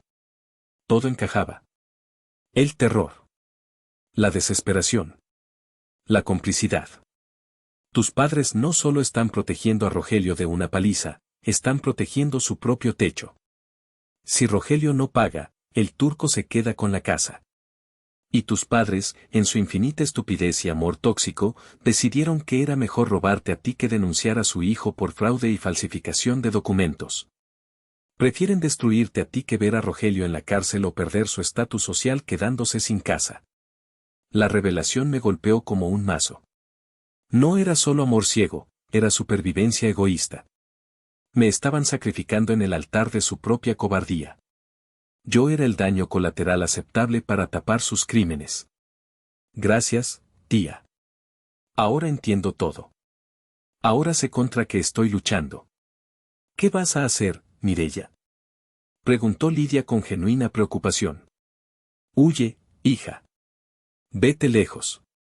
Vende la casa, múdate a otro estado. Ellos te van a consumir hasta los huesos si te quedas. Miré la pantalla de seguridad. Mi calle estaba tranquila. Mi casa estaba en silencio. Era mi casa. Yo la pagué. Yo la construí. No, dije, sintiendo una calma fría asentarse en mi pecho. He pasado toda mi vida huyendo de ellos, tía. Huyendo de sus gritos, de sus culpas, de su sombra. Si huyo ahora, me perseguirán siempre. Tengo que terminar esto. ¿Cómo? Tengo que conseguir que lo confiesen. Necesito pruebas. No solo de las amenazas, sino del fraude de las firmas. Si tengo eso, tengo el poder. Puedo ir a la policía y puedo protegerme. Es peligroso, Mireya. Son animales acorralados. Yo también soy un animal acorralado, tía. Y tengo espinas. Colgué. Fui a mi cajón de electrónica y rebusqué hasta encontrar una vieja grabadora digital que usaba en la universidad para las conferencias. Le puse baterías nuevas. Hice una prueba de voz. 1, 2, 3. Probando. Se escuchaba cristalino. Me puse mi chaqueta de cuero, la que me hacía sentir más dura, más protegida. Metí la grabadora en el bolsillo interior. Iba a dejar de esconderme. Iba a ir a verlos. Iba a entrar en la boca del lobo, y esta vez, el lobo se iba a atragantar. El domingo por la tarde, el cielo estaba encapotado, amenazando con una tormenta que parecía reflejar mi estado interno. Me vestí no como quien va a una reunión familiar, sino como quien va a la guerra. Botas pesadas, jeans oscuros y mi chaqueta de cuero, la que me hacía sentir como una armadura. En el bolsillo interior, Asegurada con un imperdible para que no se moviera, llevaba la grabadora digital. Conduje 40 minutos hasta la parte este de la ciudad, una zona industrial decadente donde los edificios de ladrillo gris parecían dientes podridos en la boca de la ciudad. Allí vivía Rogelio. Mis padres le pagaban el alquiler de un apartamento en un edificio de los años 70, argumentando que necesitaba su propio espacio creativo, aunque la única creatividad que Rogelio ejercía era la de inventar excusas. Estacioné el coche a 2 calles de distancia, bajo la luz parpadeante de una farola, para que no vieran mi llegada desde la ventana. Caminé hacia el edificio. El viento levantaba polvo y basura de la acera. El interfono del edificio estaba roto, con los cables colgando como tripas. La puerta principal estaba entreabierta, bloqueada con una piedra. Entré. El vestíbulo olía a humedad rancia, a col hervida y a esa desesperanza específica de los lugares donde los sueños van a morir. Subí las escaleras hasta el 3er piso, evitando mirar las manchas sospechosas en los escalones. Mi corazón latía a un ritmo pesado y doloroso contra mis costillas, bum bum, bum bum. No era miedo. Ya no. Era la adrenalina fría de la ejecución. Llegué a la puerta 3B. Se escuchaban voces dentro. Voces que conocía demasiado bien. Era domingo. Por supuesto. Los domingos eran sagrados para el almuerzo familiar. Incluso en medio del apocalipsis financiero, mis padres mantenían la farsa de la unidad. Respiré hondo. Toqué la grabadora a través de la tela de mi chaqueta para asegurarme de que el botón de encendido estaba listo. Lo presioné. La pequeña luz roja se encendió, oculta en la oscuridad de mi bolsillo. Golpeé la puerta con los nudillos. 3 golpes secos. El silencio se hizo dentro. ¿Quién es?, preguntó la voz de mi madre, temblorosa. Soy yo. Mireya. Escuché murmullos apresurados, el sonido de sillas arrastrándose. Seguramente pensaron que me había rendido. Pensaron que el escándalo en mi oficina me había quebrado, que el miedo a perder mi empleo me había hecho entrar en razón y que venía, con la cabeza gacha, a entregar el cheque. La puerta se abrió. Mi madre estaba allí. Llevaba un delantal sobre su ropa de domingo, y su rostro, que 2 días antes estaba contorsionado por la ira, ahora mostraba una máscara de alivio triunfante. Mireya. Exclamó, abriendo los brazos. Sabía que vendrías, hija. Sabía que en el fondo eres buena. Le dije a tu padre, es solo un berrinche, ella ama a su familia. Pasa, pasa, justo íbamos a servir el postre. Entré en la boca del lobo. El apartamento era un asalto a los sentidos. Hacía calor, un calor sofocante porque las ventanas estaban cerradas. Olía a encierro, a tabaco rancio y a pizza vieja.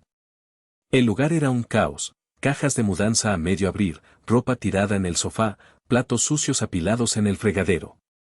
Pero mis ojos se fueron directamente a la mesa del comedor, que era la única superficie despejada de basura. En el centro de la mesa, no había comida. Había papeles. Montañas de papeles. Sobres abiertos, cartas bancarias, estados de cuenta. Y junto a ellos, varios teléfonos móviles baratos, de esos desechables que usan los delincuentes. Me acerqué a la mesa antes de que pudieran detenerme. Leí los nombres en los sobres. Señora Matilde Valdés, mi abuela fallecida. Señor Jorge Valdés, mi tío. Señorita Sofía Méndez, mi prima. Rogelio no solo estaba pidiendo prestado.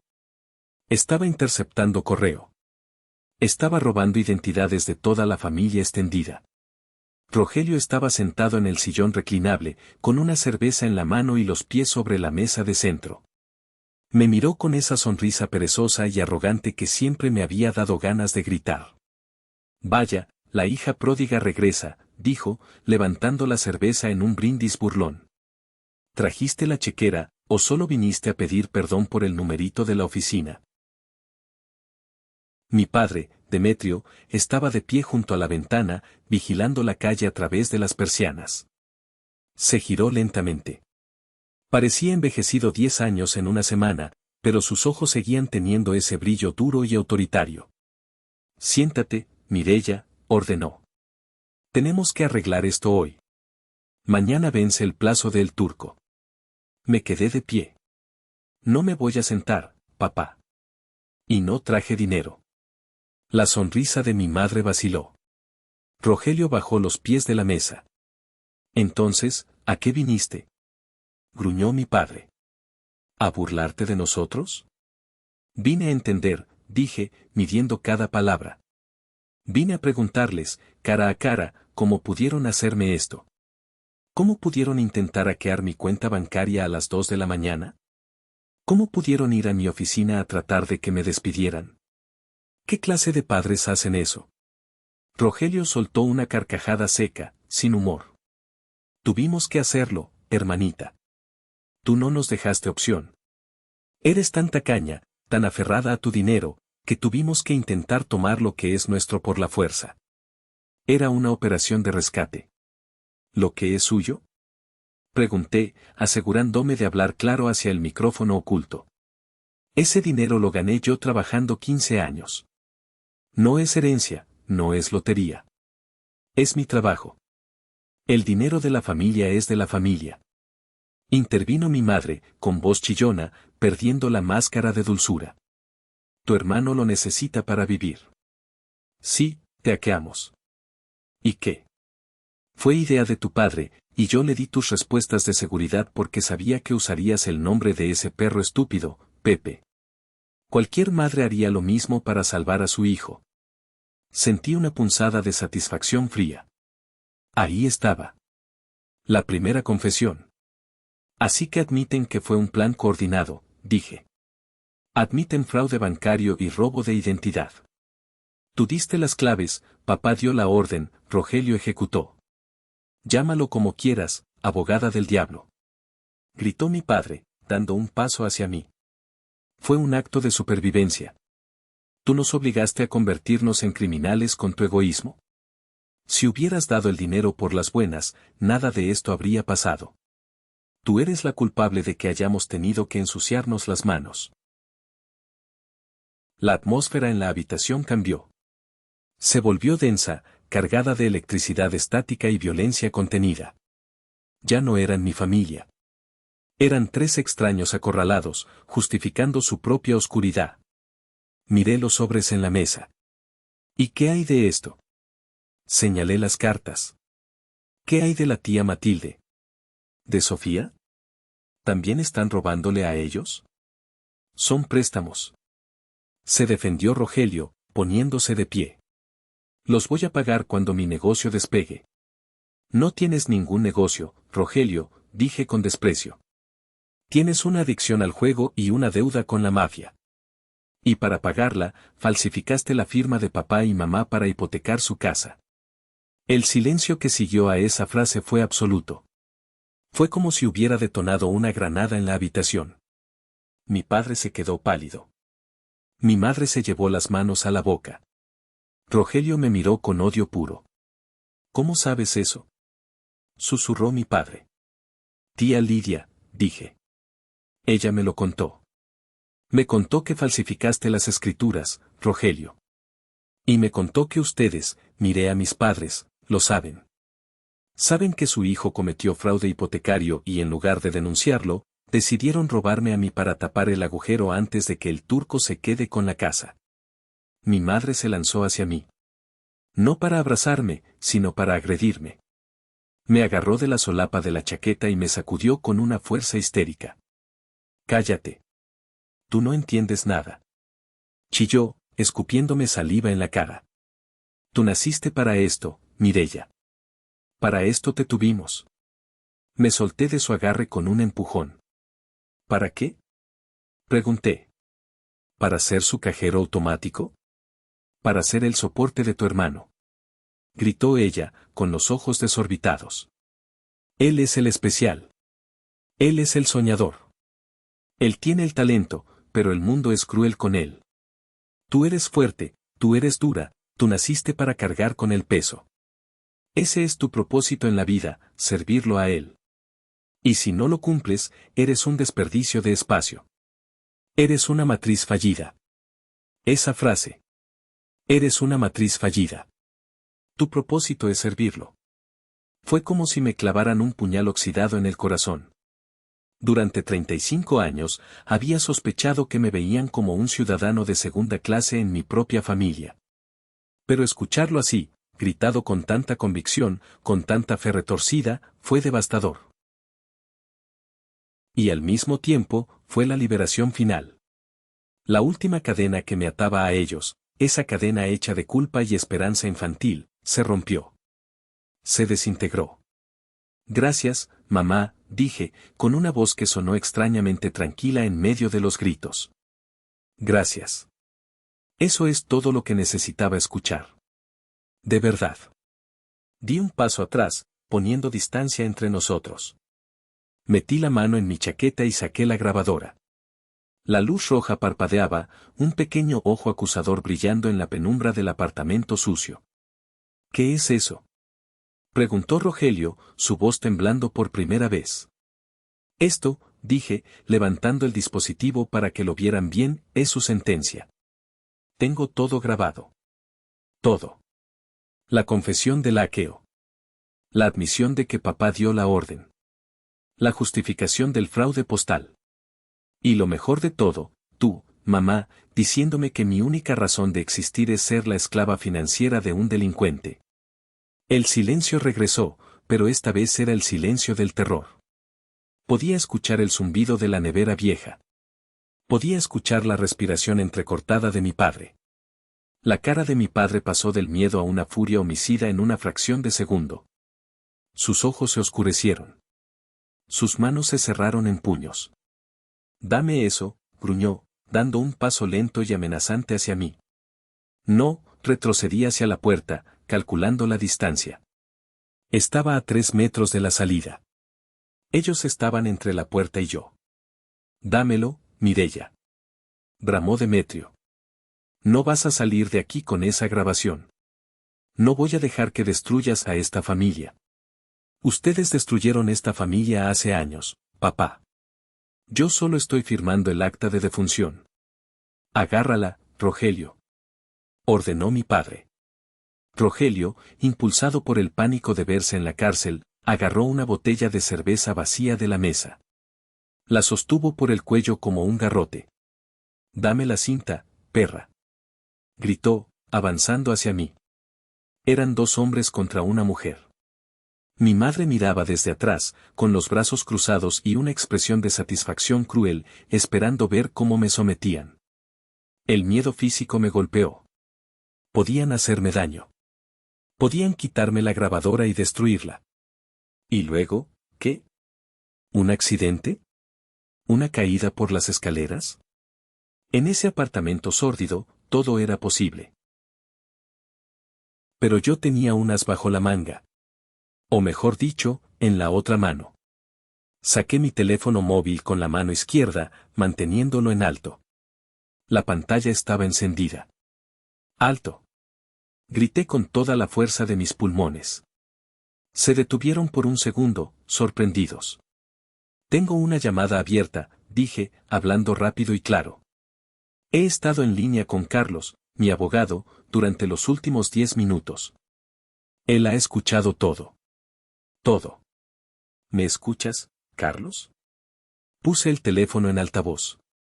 Te escucho fuerte y claro, Mireya, la voz de Carlos llenó la habitación. Sonaba grave, autoritaria, la voz de un fiscal. Y también escuché la amenaza de agresión física. Escúchenme bien, Demetrio, Rogelio. Tengo mi otro teléfono en la mano. El 911 ya está marcado.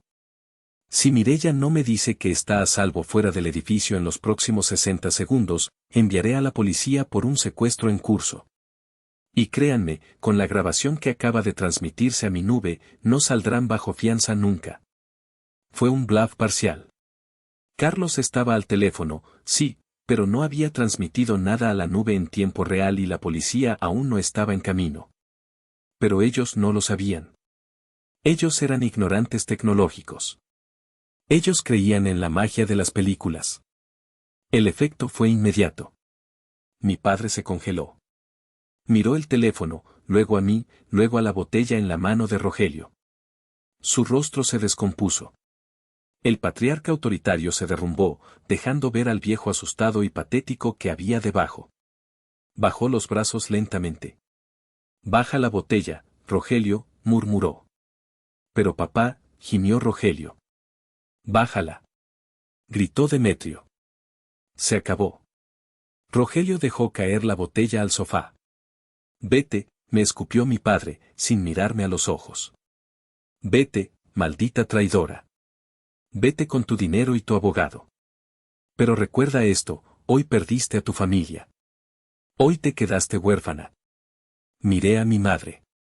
Ella estaba llorando, pero no lágrimas de arrepentimiento, sino de rabia por haber perdido el control sobre mí. No, papá, dije, con la mano en el pomo de la puerta. Hoy no perdí nada que valiera la pena conservar. Hoy me recuperé a mí misma. Abrí la puerta y salí al pasillo. No corrí. Me obligué a caminar. Caminé con la cabeza alta hasta las escaleras. Pero en cuanto estuve fuera de su vista, en el hueco de la escalera, mis piernas empezaron a temblar. Bajé los escalones de 2 en 2, casi tropezando. Salí a la calle. El aire fresco de la tarde golpeó mi cara. Empezaba a llover. Llegué a mi coche. Mis manos temblaban tanto que se me cayeron las llaves 2 veces antes de poder abrir la puerta. Me encerré. Puse los seguros. ¿Mireya? La voz de Carlos seguía en el teléfono. ¿Estás ahí? ¿Estás bien? Estoy bien, Carlos, susurré, y entonces rompí a llorar. Estoy fuera. Lo tengo. Lo tengo todo.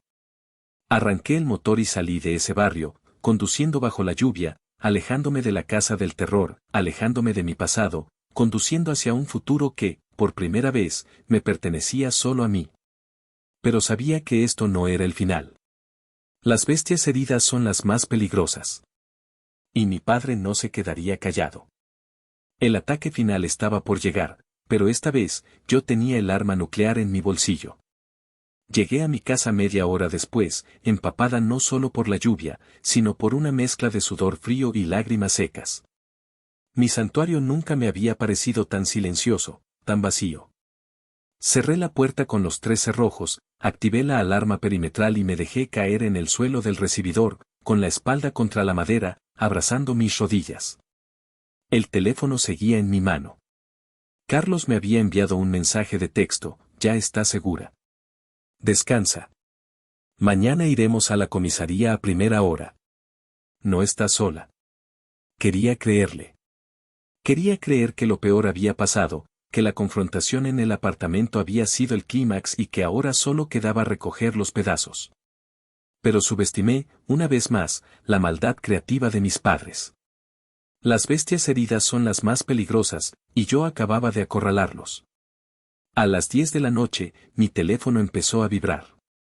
No era una llamada. Era una notificación de correo electrónico. Y luego otra. Y otra. En cuestión de minutos, mi bandeja de entrada estaba siendo bombardeada. Me levanté del suelo con las piernas entumecidas y fui a mi despacho. Encendí la computadora. El brillo azul de la pantalla iluminó la habitación oscura. Mi padre había lanzado su contraataque nuclear. Había enviado un correo electrónico masivo. No solo a la familia cercana. Había incluido a tíos lejanos que no veía desde hacía años, a los primos, a los amigos de la iglesia, al pastor, a mis excompañeros de escuela. Y lo que es peor, había buscado en Google mi empresa y había encontrado los correos electrónicos públicos de algunos colegas y del Departamento de Recursos Humanos. El asunto del correo era, oración urgente por nuestra hija Mireya, una petición de desesperada ayuda. Sentí que la bilis me subía a la boca. Abrí el correo con manos que temblaban tanto que apenas podía controlar el ratón. El texto era una obra maestra de la manipulación y la mentira.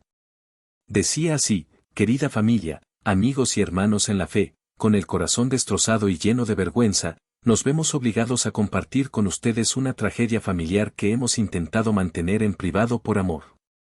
Nuestra querida hija Mireya ha sufrido un colapso mental severo. Desde hace meses, hemos notado cambios erráticos en su comportamiento, paranoia y agresividad, que tememos sean el resultado de una adicción a sustancias que no podemos nombrar. Hoy, Mireya irrumpió en la casa de su hermano Rogelio en un estado de psicosis. Nos agredió física y verbalmente, gritando alucinaciones sobre robos y conspiraciones que solo existen en su mente enferma. Rogelio, en su infinita bondad, solo trató de calmarla, y ella lo atacó. Tuvimos que llamar a seguridad para que no se hiciera daño a sí misma. Estamos devastados. Ella está inventando historias terribles sobre nosotros para justificar su comportamiento y pedir dinero a extraños. Por favor, si ella los contacta con grabaciones manipuladas o historias locas, ignórenla. No le den dinero. No alimenten su delirio. Lo que ella necesita es ayuda psiquiátrica y rehabilitación, no validación. Les pedimos que oren por su alma y por nuestra familia en esta hora oscura. Perdónenos por traer este dolor a sus vidas. Con amor y dolor, Celia y Demetrio. Terminé de leer y tuve que correr al baño para vomitar. Era brillante. Era diabólico. Estaban usando la carta de la locura y las drogas para desacreditar preventivamente cualquier prueba que yo pudiera mostrar. Si yo publicaba la grabación ahora, dirían, ¿ven? Es parte de su delirio. Ella manipuló el audio. Es una adicta vengativa. Mi teléfono sonó. Era un mensaje de mi tía Berta, la hermana mayor de mi madre, una mujer muy religiosa. Mireya, acabo de leer el correo de tu padre. Hija, Dios te ama. Por favor, busca ayuda. Las drogas no son el camino. Estamos orando por ti. Otro mensaje, de un primo lejano, qué pena que hayas caído tan bajo, prima. Con lo exitosa que parecías. Me sentí asfixiada. Las paredes de mi casa se cerraban sobre mí. Estaban borrando mi realidad. Estaban reescribiendo mi historia. Me estaban enterrando viva bajo una montaña de mentiras piadosas. Me miré en el espejo del baño. Estaba pálida, con los ojos rojos, el pelo revuelto. Sí, parecía una loca. Parecía exactamente lo que ellos decían que era. Por un momento, dudé. ¿Y si tenían razón? ¿Y si yo era la mala? ¿Y si debería haberme callado y haber pagado?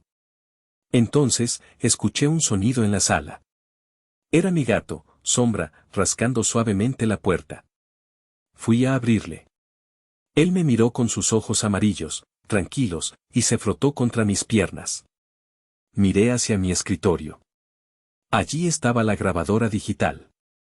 Allí estaba mi teléfono con las fotos de las cartas robadas. No. Yo no estaba loca. Ellos eran los criminales.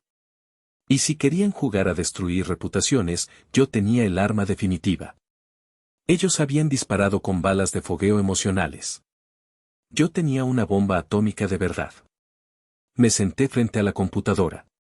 Eran las 11:30 de la noche.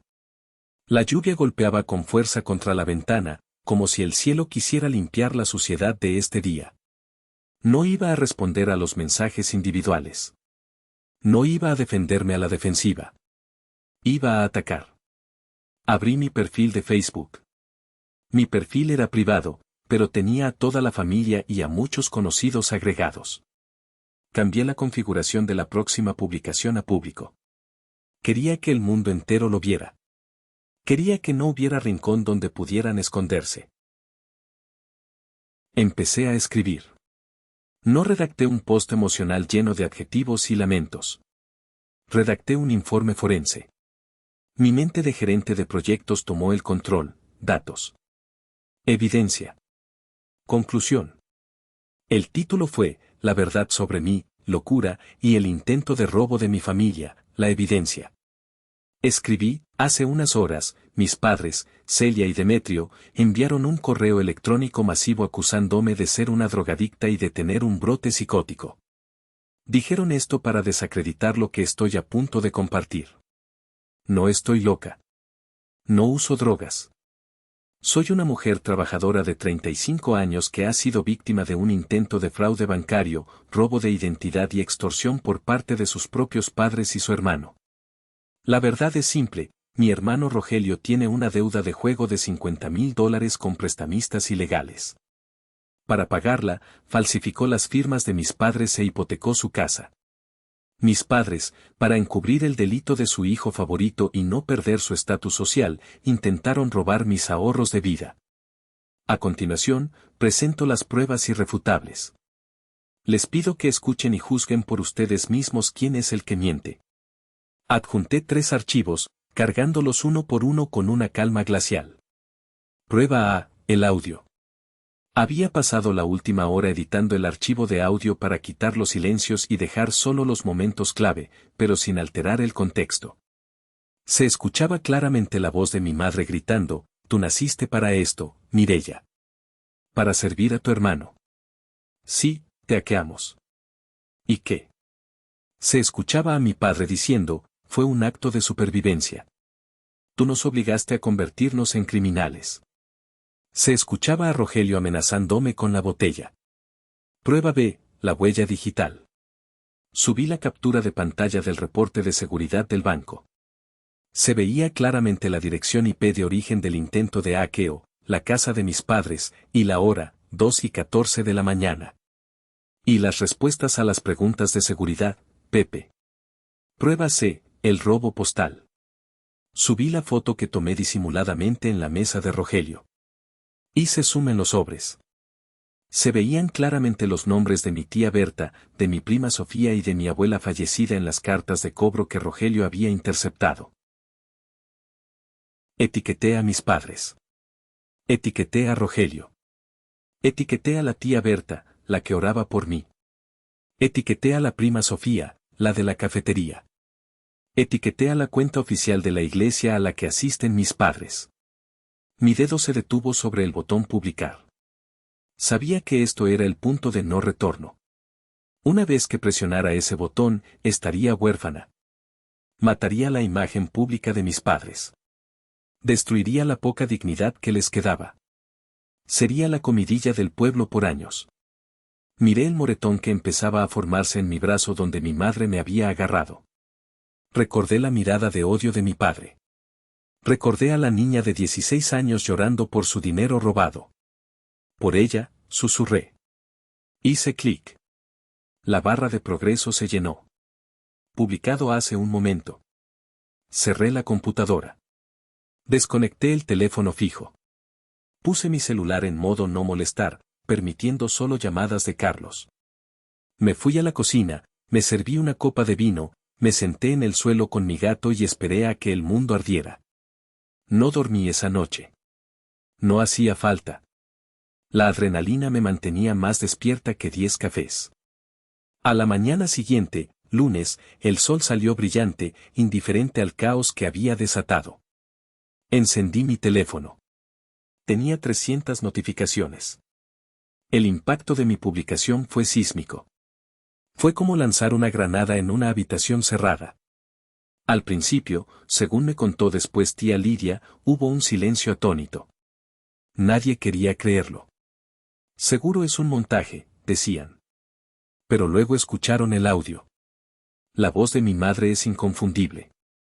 Su tono, sus palabras, su crueldad, no había inteligencia artificial capaz de replicar ese nivel de odio maternal.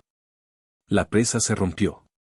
El primer comentario público fue de tía Lidia: yo soy testigo. Todo esto es verdad. Mireya es una valiente y Rogelio es un delincuente que lleva años robándonos. Estoy contigo, sobrina. Ese comentario abrió las compuertas. Verónica, la exnovia de Rogelio, comentó: sabía que no estaba loca. Rogelio me robó mis joyas hace 2 años y tus padres me amenazaron con demandarme si decía algo. Gracias por exponerlo, Mireya. Un primo al que no veía hace años escribió: esa carta en la foto es mía. Rogelio dijo que se había perdido en el correo. Había una tarjeta de regalo dentro. Voy a llamar a la policía. La narrativa de Mireya la loca se desmoronó en horas. La gente de la iglesia, horrorizada por el lenguaje de la Santa Celia y la codicia de Demetrio, empezó a compartir la publicación. El pastor tuvo que emitir un comunicado pidiendo oración y reflexión, pero discretamente les pidió a mis padres que dejaran de asistir a los servicios para no causar escándalo. Pero el golpe de gracia no fue social. Fue real, tangible y devastador. Al mediodía, Carlos vino a mi casa. Traía donas y una sonrisa sombría. «Vístete», me dijo. «Vamos a la comisaría. Tienes 12 personas dispuestas a testificar. Incluyendo a tu prima Sofía». «¿Sofía?», pregunté, sorprendida. Sofía vio su nombre en la foto de las cartas robadas. Al parecer, Rogelio pidió una tarjeta de crédito a su nombre. La lealtad familiar de Sofía se terminó en cuanto tocaron su propio bolsillo. «Ahora es tu mayor aliada». Fuimos a la policía. Presenté la denuncia formal. Entregué la grabación y los registros bancarios. La justicia, que suele ser lenta, fue rápida esta vez porque el escándalo era público. Esa misma tarde, una patrulla fue al apartamento de Rogelio. Encontraron no solo las cartas, sino evidencia de fraude electrónico en sus computadoras. Rogelio fue arrestado. La imagen de mi hermano, el príncipe heredero, saliendo esposado de su edificio mientras los vecinos grababan con sus celulares, fue el final de la dinastía Valdés. Pero el destino tenía una última ironía cruel preparada para mis padres. Al hacerse pública la deuda con el turco y al estar Rogelio preso, los prestamistas se pusieron nerviosos. Sabían que no iban a cobrar de Rogelio. Así que fueron a por el aval. Como Rogelio había falsificado las firmas, mis padres intentaron pelear en la corte para salvar su casa, alegando que ellos no sabían nada. Pero, mi grabación los condenó. En el audio, mi padre admitía saber sobre el fraude y tratar de encubrirlo. Eso los convertía en cómplices, no en víctimas. El banco y los prestamistas, a través de agencias de cobro agresivas, ejecutaron las garantías. Mis padres perdieron la casa. La casa de las flores falsas, la casa de las fotos de Rogelio, la casa de mi infancia infeliz. Fue embargada y subastada para pagar las deudas del hijo al que tanto protegieron. Hoy, mis padres viven en un pequeño apartamento de alquiler en un barrio lejano, pagado con su pensión mínima. Están solos. Sus amigos del club los abandonaron. La familia los evita. Se tienen el uno al otro y a su amargura. Me contaron que Rogelio, desde la cárcel esperando juicio, les escribe cartas pidiendo dinero para la cantina. Y ellos se lo envían. Incluso ahora, siguen alimentando al monstruo que los devoró. Han pasado 6 meses desde el día de la bomba nuclear. Es domingo por la tarde. El clima es perfecto, ni muy frío ni muy caliente. Estoy en mi jardín trasero, sentada en una silla de mimbre, con una taza de té helado en la mano. El echinocactus que trasplanté aquel día fatídico ha prosperado. Se ha asentado en su nueva maceta, sus raíces se han expandido y sus espinas brillan doradas bajo el sol. Ha florecido. Tiene una pequeña corona de flores amarillas en la cima, un símbolo de belleza que nace de la resistencia. Mi vida ha cambiado.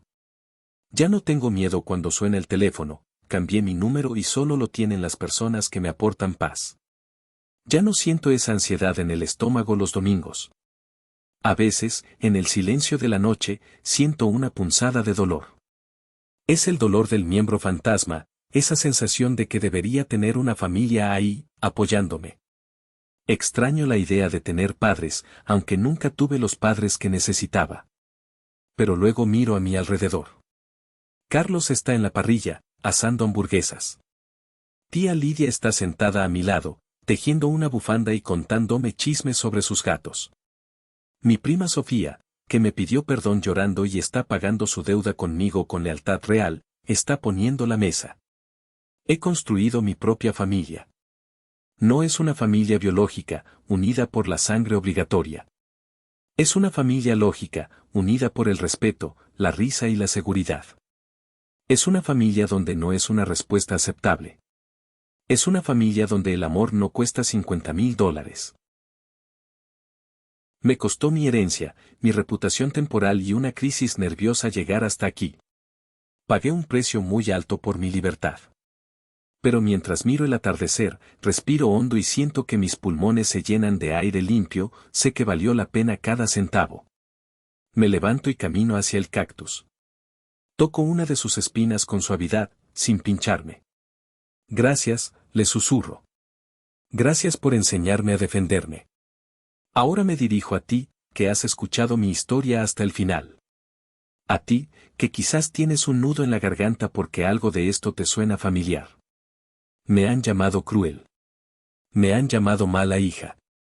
Me han dicho que la sangre es más espesa que el agua. Pero yo te pregunto, si estuvieras en mis zapatos, con el dedo sobre el botón de publicar, sabiendo que destruirías a tu familia para salvar tu alma, ¿lo habrías presionado? ¿O te habrías dejado consumir en silencio? Yo sé mi respuesta. Y duermo tranquila cada noche gracias a ella. Muchas gracias por acompañarme en este viaje tan difícil y personal. Sé que ha sido una historia larga e intensa, pero necesitaba contar cada detalle para que se entendiera la verdad. Si esta historia te ha movido algo por dentro, si crees que la justicia y la salud mental son más importantes que la sangre tóxica, por favor dale me gusta a este video. Suscríbete al canal y activa la campanita para no perderte ninguna historia real como esta. Y por favor, cuéntame en los comentarios, ¿crees que debería perdonarlos algún día, o hay cosas que son imperdonables? Te leo. Hasta la próxima.